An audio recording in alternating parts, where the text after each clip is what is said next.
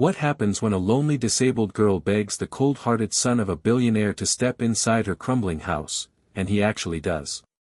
What follows will leave you speechless. In the fading light of a North Carolina afternoon, the old Henshaw house stood like a forgotten relic. Its blue paint was chipped and curling, windows clouded with dust, and a rusted wheelchair ramp led to a sagging porch. Inside, 15-year-old Mabel Rose Henshaw sat in her creaking wheelchair near the front door, staring out through a narrow crack in the frame. Her legs, paralyzed from birth due to a rare spinal condition, lay motionless beneath a worn-out blanket. The house was silent, except for the ticking of a crooked wall clock and the occasional creak of the wind pressing against the weak wood. Mabel hadn't seen her great-aunt Delphina since early that morning. The old woman had gone to the pharmacy 2 neighborhoods over but hadn't returned. They had no working phone, no internet, and no neighbors close enough to hear a cry for help. Mabel tried not to panic. Delphina sometimes wandered or got confused, but it had been over 6 hours. Her stomach rumbled, and the house was growing colder by the minute. Across town, 17-year-old Calden Marlowe stepped out of his father's estate, pulling a hoodie over his head to avoid the notice of the house staff. Calden was the only son of Vincent Marlowe, tech mogul and local billionaire. Raised behind marble gates and manicured hedges, Calden's life was curated, controlled, and utterly hollow. He had everything money could buy but nothing of meaning. On that day, with nothing planned and a strange restlessness in his chest, he decided to wander the city, alone, for once, without security. As Calden walked aimlessly through unfamiliar streets, his expensive sneakers kicking dust off broken sidewalks, he found himself in a part of town he'd only ever seen from tinted car windows. Old homes, faded paint, the smell of rust and pine. It felt real, raw in a way his life never had. Then he heard it. "Please, please, wait." The voice was thin, desperate, and unlike anything he'd heard before. He turned and saw her, half hidden behind a broken screen door, clinging to the frame, her arms trembling from the effort. The girl couldn't have been much younger than him, her hair tangled, face pale, eyes large and frightened. He approached slowly, warily. "Are you, okay?" "I need help," she whispered. "My aunt left this morning. I don't know where she is. I haven't eaten. I can't get to the phone. Please, can you just come inside and call someone for me?" Calden stood frozen for a moment. This was the kind of situation his father warned him about: strangers, poor neighborhoods, unpredictable people. But there was no threat in this girl. Just exhaustion. Just loneliness. Just someone barely holding it together. He nodded once, slowly. And stepped through the door. He had no idea yet how that one step would unravel everything he thought he knew about himself, and begin a chain of events that would change both of their lives forever. The air inside the house was thick with the scent of old wood, dust, and something faintly metallic, maybe rust, maybe the lingering presence of time itself. Calden hesitated just past the threshold, glancing around the dim interior. The wallpaper was peeling in long strips, the floorboards groaned beneath his weight, and a faint draft whispered through the cracks in the walls. But what struck him most was how quiet it was: no television, no hum of appliances, just the faint wheeze of an old radiator trying to stay alive. Mabel Rose rolled back slightly to make room for him. Her hands trembled as she held on to the arms of her wheelchair, not from fear of him, but from sheer effort. It was obvious now, her legs didn't move at all. Calden's eyes softened, the caution in his posture giving way to something he hadn't felt in years: responsibility. She gestured weakly toward a cluttered table in the corner. "The phone's broken. There's a neighbor 2 blocks down who sometimes helps, but I can't get there." He nodded, setting his backpack on the ground. "Do you have any food here? Anything to eat?" She shook her head. "Some crackers.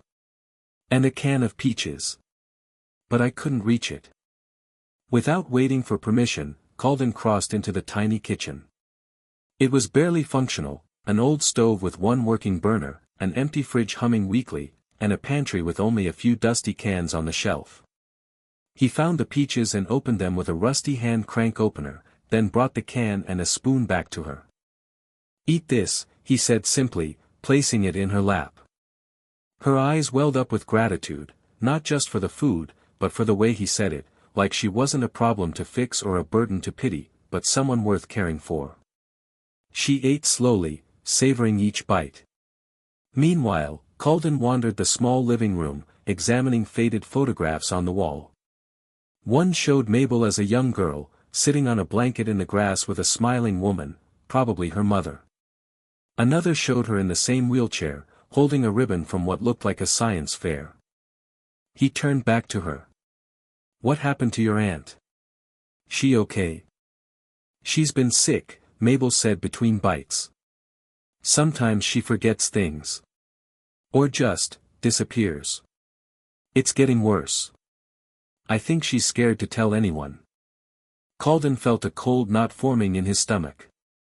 This wasn't just a bad day. This was her life. He checked his phone, no signal. Typical for this part of town. "I'll go find your neighbor," he said. "But I'll come back. I promise." She looked up sharply. "No, please. Not yet." Her voice cracked. "You're the first person I've talked to in days. I need 5 more minutes. Please." He nodded slowly and sat on the floor across from her, back against the wall. "Okay. 5 minutes." They sat in silence for a moment. Then, surprisingly, she asked, "Why did you stop? Most people don't." He shrugged. "I didn't know I was looking for something until I saw you. And then, it felt like I was." She studied him, her expression unreadable. "You look like you don't belong here." He smirked faintly. "I don't. But maybe that's the problem." Outside, the wind picked up, rattling the windows. And inside that broken house, 2 people from opposite worlds sat quietly, unknowingly beginning something neither of them yet understood. As the minutes stretched on, Calden remained seated on the worn wooden floor, his long legs crossed awkwardly in front of him. The silence in the room wasn't heavy, it was tentative, as though both he and Mabel Rose were waiting to see what the other might reveal next. She finished the last bite of peaches, placing the empty can gently on the side table with a soft metallic clink. The light from the small window behind her fell across her face, catching the strands of her unbrushed hair and casting soft shadows over her sharp cheekbones. Her eyes, once dull from hunger and worry, now held a trace of color, curiosity, perhaps even the faintest flicker of trust. Calden leaned his head back against the wall. "You said your aunt gets sick. Like, how bad are we talking?" Mabel hesitated. "She gets confused. Leaves the stove on. Forgets who I am sometimes. Last week she wandered out in the middle of the night in her slippers. A police officer brought her back. I think it's dementia." "That's a lot," Calden said, surprised at how small his voice sounded. He'd never met anyone who had to deal with things like this. At his house, a staff of 20 handled problems before they could become problems. If his father forgot something, a personal assistant reminded him. Here, a forgotten stove could mean the end of everything. "I've tried calling adult services before," Mabel added. "But they came once, asked some questions, and never came back. They probably just saw a poor, disabled girl and an old woman in a messy house." Calden glanced at her, watching the quiet strength behind her words. "You shouldn't have to handle this alone." "I don't have a choice," she replied, matter-of-factly. "No one else ever stayed." That final sentence hit him harder than he expected. No one stayed. It reminded him of his own life, people always around him, but none of them ever really there. His father was a shadow in a suit, appearing briefly at formal events, disappearing behind boardrooms and phone calls. His mother had left when he was 5, swallowed up by a rehab facility in another state. He hadn't thought of her in years. At least Mabel had memories of someone trying. "You don't have any family?" he asked. She shook her head. "No one who's still alive, or willing." Calden ran a hand through his hair and stood up slowly. "I should go find that neighbor now. Someone has to know where your aunt went." Mabel bit her lip. "Okay, just, be careful. The people around here aren't always friendly. Especially to boys who look like you." He smirked. "What's that supposed to mean? Clean shoes. Expensive hoodie. You stand out." He looked down, half amused, half embarrassed. "Yeah, I guess I didn't plan on visiting a different universe today." She smiled faintly, then something flickered across her face, fear, maybe pain. Her body shifted suddenly and she winced, grabbing her side.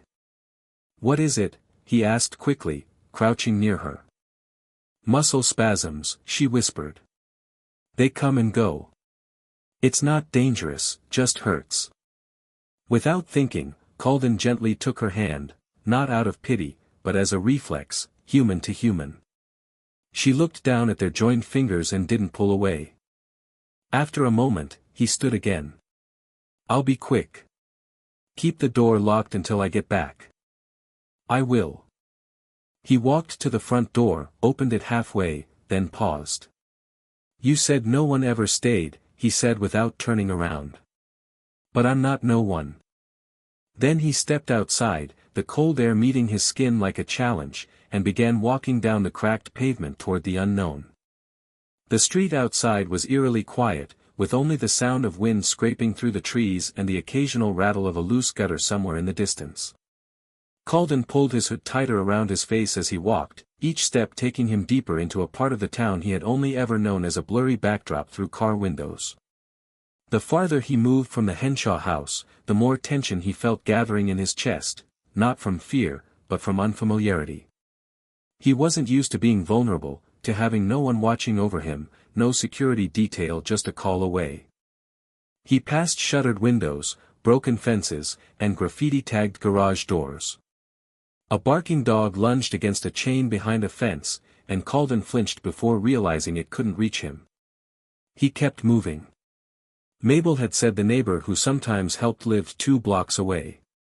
He had no address, just the vague image of a yellow house with a big oak tree. After 10 minutes, he saw it. The house stood out in the gray gloom, painted a pale mustard yellow, with peeling shutters and a massive oak tree that looked like it had been there for centuries. He approached the porch and knocked firmly on the weather-worn door. No response. He knocked again, louder this time. After a few seconds, the door cracked open and an old woman peered out. Her eyes were sharp, despite the deep wrinkles that framed them. "What do you want?" she asked cautiously. Calden offered a small, respectful nod. "Sorry to bother you, ma'am. I'm helping Mabel Rose Henshaw. Her aunt left this morning and hasn't come back. She's alone and she can't move around much on her own." The woman's eyes immediately widened. "Lord have mercy. I knew something was off today. I usually see Miss Delphina walking by around noon. Ain't seen her at all. Do you know where she might have gone? She mentioned something about picking up prescriptions from the corner pharmacy, but that place closed down last week. Maybe she forgot. Could she have gotten lost?" Calden asked, brows furrowing. "She's wandered before," the woman said gravely. "A few months back, someone found her at the bus station, didn't even remember where she lived." Calden swallowed hard. "We need to find her." The woman nodded, pushing the door open wider. "I'll call the local shelter and the clinic. They know her. What's your name, son?" "Calden. Calden Marlowe." Her eyebrows lifted. "Any relation to Vincent Marlowe?" He hesitated. "I'm his son." A long pause followed, as if that name carried weight she didn't trust. But finally she said, "Well, your daddy's money won't help that girl. But you showing up might have saved her life." "I don't know about that," he murmured. I do, the woman said, already reaching for her phone. After giving her Mabel's address again, Calden stepped back into the street. He didn't want to wait around. He needed to get back, to make sure she was still okay. The temperature had dropped even more, and he picked up his pace, half jogging past houses, fences, and rusted-out cars until he reached the familiar sloping porch of the Henshaw house. The front door was closed. He knocked twice. "Mabel? It's me." No answer. He knocked again, louder this time. "Mabel, open up." Still silence. A chill of dread ran down his spine. He twisted the doorknob, it was locked. He rapped his knuckles on the wood again and pressed his ear to the door. Nothing. Then, from inside, he heard something. A thump. Then a scraping sound, slow, deliberate, like metal against floorboards. He stepped back and looked around, then moved to the side window, peering through the cracked glass. Inside, he could see Mabel, slumped halfway in her wheelchair, her face pale, one hand barely clutching the armrest. Her other hand dangled toward the floor. She wasn't moving. Without a second thought, Calden rushed back to the door and shouted, "Hang on. I'm coming in." He ran around the side of the house where a small cellar window had been left slightly ajar. With effort, he pulled it open and squeezed through, scraping his arms on the rough concrete as he dropped into the basement. It was dark and filled with old furniture, boxes, and cobwebs, but he found the staircase and charged up, bursting through the basement door into the kitchen and rushing into the living room. "Mabel," he called. She stirred faintly, her eyes fluttering open. "Pain," she whispered. "Chest." "I couldn't breathe." He grabbed the phone from his pocket again, still no signal. He cursed under his breath, then crouched beside her and gently lifted her hand. "I'm here. You're not alone. Help is coming, I promise." Outside, the wind howled louder. But inside, for the first time in what felt like forever, Mabel wasn't facing the storm by herself. Calden stayed crouched beside Mabel, gripping her hand tightly as she tried to catch her breath.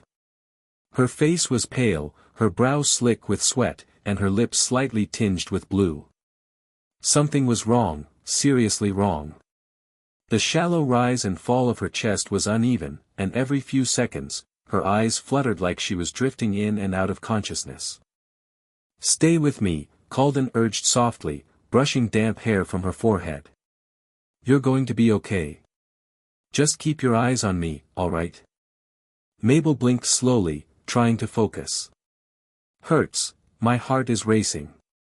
Can't feel my arms." Her words were slurred, and Calden's gut twisted in fear. He'd never dealt with anything like this.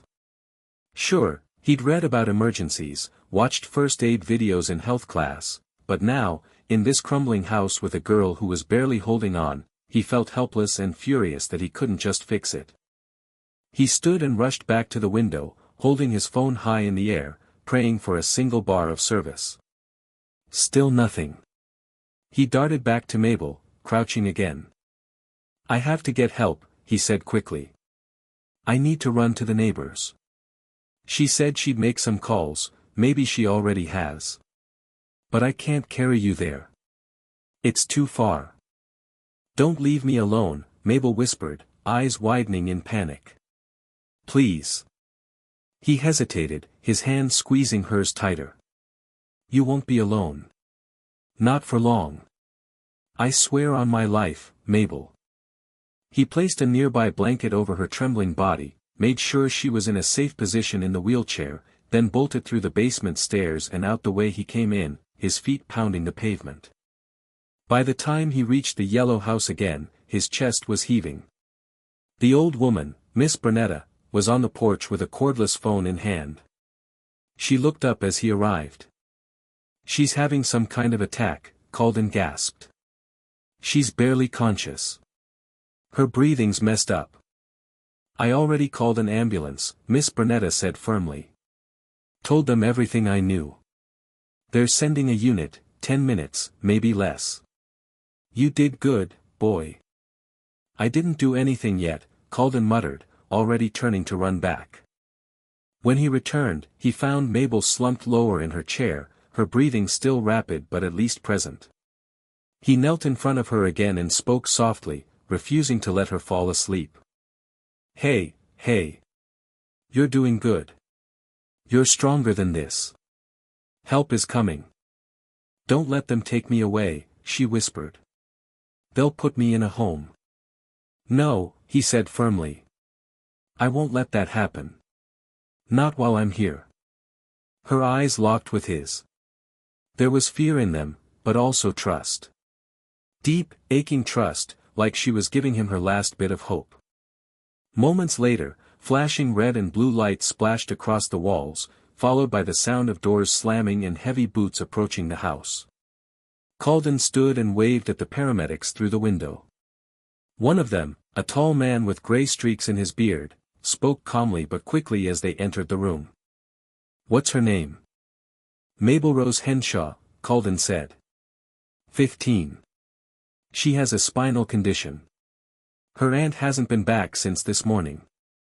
She said she has chest pain and numbness in her arms.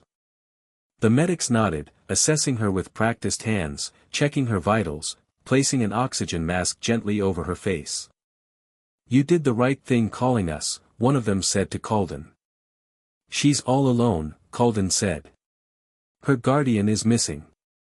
The medic exchanged a quick glance with his partner. We'll notify Child Protective Services. But first, she needs to get to the hospital. Mabel's eyes found Calden's as they lifted her gently onto a stretcher.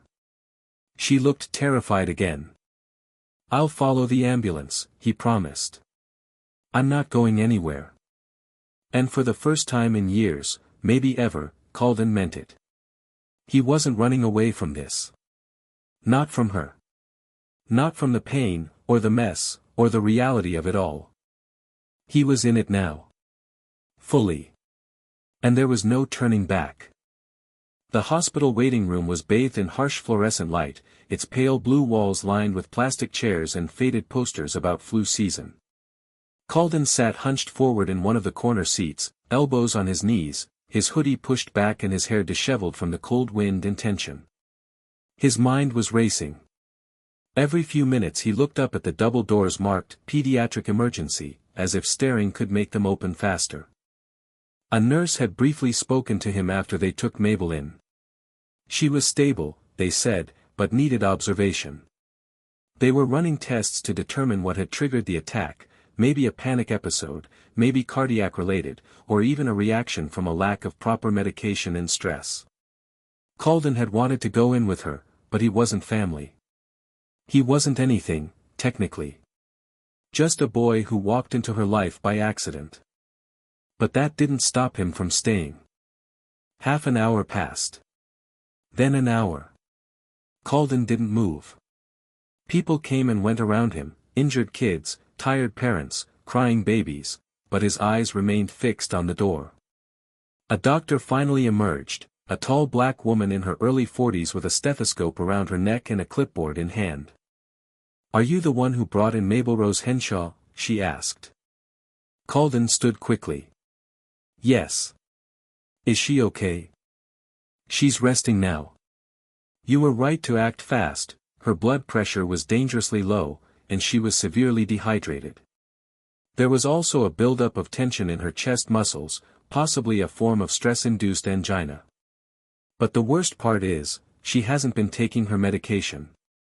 Not because she's irresponsible, but because she simply hasn't had access. Calden's chest tightened. She has no one. Just her aunt. And even she's not, really there anymore. The doctor sighed, clearly tired but compassionate. We've contacted Child Services. Someone will come in the morning. If no next of kin is found, she'll be placed in emergency care. She's terrified of that, Calden said. She begged me not to let them take her away. I understand, the doctor said gently. But she needs consistent care. What she's been living through is horrible, Calden finished. I know. I saw it. The doctor studied him for a moment. You care about her. He hesitated, then nodded. Yeah. I didn't mean to. I didn't plan to care about anyone. But she's different. She's strong. Smarter than anyone I've met. She just doesn't have a chance. Well, the doctor said, voice softening, maybe you being here is her first real chance. She led him toward the pediatric wing. They passed quiet halls, nurses moving like ghosts in the dim lighting. Then they reached Mabel's room. Through the small window in the door, he could see her lying on the hospital bed, pale, small, but peaceful. A nasal cannula supplied oxygen, and machines beeped softly beside her. Calden stepped in slowly. Her eyes opened when she heard the door. You came, she whispered. Of course I did, he said, pulling a chair beside the bed. Told you I'm not going anywhere. Mabel looked at him through glassy eyes. They said they might take me away. I won't let them take you somewhere you don't want to go. I'll fight for you. We'll figure it out, together. She smiled faintly. No one's ever said that to me before. They sat in silence for a while, the hum of machines around them creating a strange sense of calm. Then Mabel asked, why are you really here, Calden? A rich boy like you don't belong in places like this. He exhaled slowly. Maybe I don't. But I think I've spent my whole life in the wrong place. Surrounded by things that never mattered. And the second I saw you, sitting there in that doorway, I finally felt like I was somewhere real. Mabel blinked back tears. You think this is real? I know it is, he said. And I think I needed it. She reached for his hand, and he held hers gently. Her fingers were still cool, but no longer shaking. There was comfort now. Stillness. For the first time in years, Calden felt purpose, not because someone gave it to him, or because it was expected, but because he chose it. Sitting beside a girl he barely knew, in a hospital room that smelled of antiseptic and faint lavender, he realized something simple but unshakable. He was exactly where he was supposed to be. Morning light filtered through the hospital room's blinds, casting pale golden lines across the white bedspread where Mabel lay sleeping. Her breathing was slower now, steady. The color had returned to her face, and she no longer looked like she was clinging to consciousness. Calden sat in the same chair he hadn't left all night, his hoodie bunched behind his neck like a makeshift pillow, his eyes bloodshot from lack of sleep. He hadn't dared close them. Not until he knew for certain that she was safe. A quiet knock came at the door. A woman stepped in, mid-30s, neat blazer, holding a leather binder under one arm and a badge clipped to her jacket, Child Protective Services. Her name tag read, Clara Denton. Calden stood quickly. Good morning, she said with practiced calm. You must be the boy who called this in. Calden, right? He nodded. Yeah. Is she going to be taken away? That depends, Clara replied, stepping toward the bed and glancing at Mabel. She's in a delicate situation. Her legal guardian, Delphina Henshaw, was located early this morning, found walking near the old train yard. She's currently undergoing evaluation at a psychiatric facility. It's clear she can't continue caring for Mabel. Which means the court will have to step in. Calden swallowed. She's been through so much already. She needs stability, not some temporary group home. I agree, Clara said gently. But we work within the law. Unless there's a suitable guardian willing to step in, she'll go into the system. Calden looked at Mabel, who was stirring now, waking from sleep. Her eyes opened slowly and met his. She could tell something was wrong. What's happening? She asked, voice raspy. Calden moved closer, crouching next to her. Your aunt's okay. They found her. But they're saying you can't go back there. Mabel's expression didn't change much, she'd suspected as much already. But her eyes flickered toward the woman with the binder. What happens now? Clara stepped forward. Mabel, I know this is a lot. But we want to make sure you're safe. You'll likely be placed in short-term care until we can find a more permanent solution. Mabel nodded slowly, though Calden saw the flash of terror behind her calm exterior. She was used to hiding her fear. Used to being brave for no one's sake but her own. Wait, Calden said suddenly, standing. What if she came with me? Both Mabel and Clara looked up at him. I know how it sounds, he continued. But I'm not just some random stranger. I know her now. I've seen what she's going through. My father, Vincent Marlowe, he has the money. The resources. If I talk to him. Clara raised an eyebrow. You're 17, correct? 18 in 2 months. Then you're still a minor. You can't legally become a guardian. But my father could, Calden pressed. If I convince him to help. He's done worse things for less. Clara considered him seriously for a moment. It's not unheard of. But your father would have to petition the court. There would be interviews, home assessments, psychological evaluations. Then we'll do them, Calden said. All of them. Mabel stared at him, eyes wide, unblinking. You'd really do that? He turned to her. If it meant you'd never have to feel abandoned again? Yeah. I would. She looked down at her lap, overwhelmed, hands fiddling with the edge of the blanket. You barely know me. Calden crouched again beside her bed, lowering his voice. I know enough. I know you fight harder every day than most people do in a year. I know you didn't ask for any of this. And I know I don't want to go back to my old life unless you're in it. The room was silent for a long moment. Then Clara closed her binder. I'll make some calls. But understand, this process won't be easy. If your father won't cooperate, we'll need to look at other options. I understand, Calden said. He sat back down beside Mabel, taking her hand in his. I don't know what'll happen next, he admitted. But I'm not walking away. Not now. Mabel squeezed his hand. Okay, she whispered. Then I'm not scared. 2 weeks later, the Marlowe estate looked very different from how Calden remembered it. Not physically, it was still the same sprawling mansion with its polished marble floors, glass walls, and trimmed hedges, but something in its atmosphere had shifted.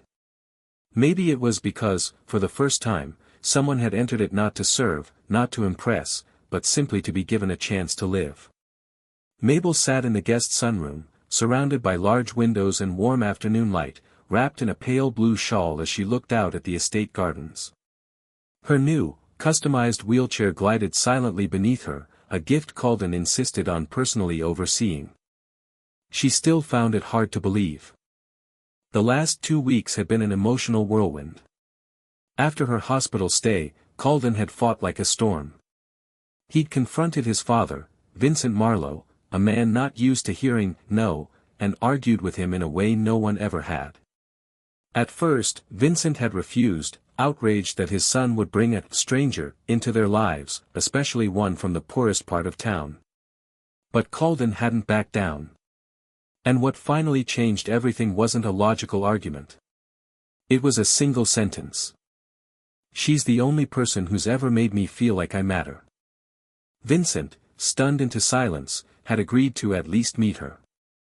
What he didn't expect was to sit across from a 15-year-old girl who spoke with quiet dignity, looked him straight in the eye, and said, I don't need your pity.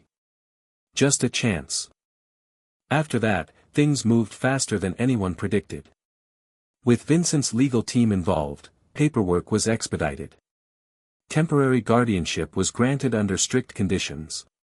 Therapists, social workers, and family court officials scheduled visits, and each time, Mabel faced their questions calmly, with clarity and grace. Calden was by her side for every one of them. Now, she was here. Safe. stable. And for the first time in her life, wanted. Calden entered the sunroom carrying 2 mugs of hot cocoa. He handed one to her and plopped into the chair beside her, blowing on his own drink. "How's the view today?" he asked. "Still feels unreal," she said, wrapping her hands around the warmth of the mug. "Yesterday, I saw a deer just walk past the window. Like it belonged here more than I did." "You do belong here," Calden said, not missing a beat. She glanced at him. "Do you really believe that?" "I know that," he said. "You don't have to earn a place in someone's home, Mabel.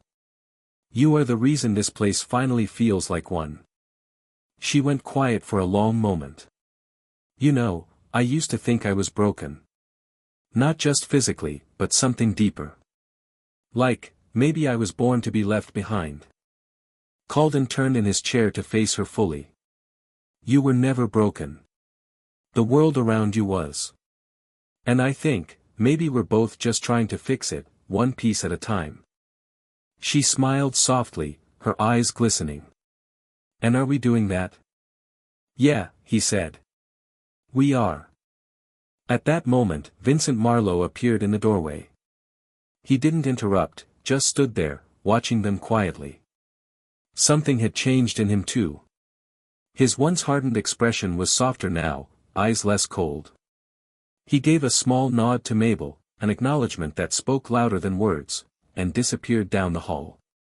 "Did he just nod at me?" Mabel asked, almost amused. "Yeah," Calden grinned. "I think that's his version of a standing ovation." They laughed, the sound light and unguarded. Outside, the wind rustled through the trees, scattering golden leaves across the lawn. For the first time in a long time, the future didn't look like a burden or a sentence. It looked like a road, unwritten, unpredictable, but walkable. Or in her case, rollable. With Calden beside her, Mabel no longer feared what came next. She was no longer just the girl in the broken house on the forgotten street. She was Mabel Rose Henshaw. And she was finally home. In my view, the ending of this story is not just a resolution, it's a quiet revolution. It shows that true transformation doesn't require grand gestures or impossible miracles, but rather courage, connection, and persistence in the face of systems designed to overlook people like Mabel. What struck me most was how 2 souls from opposite worlds, both carrying silent wounds, found healing not through rescue, but through mutual recognition. Calden didn't save Mabel, he saw her. And she, in return, gave him purpose. The story is a reminder that love, in its purest form, is not pity or obligation, but presence. The willingness to stay. The refusal to walk away when things get hard. It also challenges the assumptions we often make about wealth, disability, and value. Mabel, once dismissed as fragile, became the emotional anchor in a home built on sterile luxury. And Calden, once drifting through life on autopilot, found direction by choosing someone other than himself.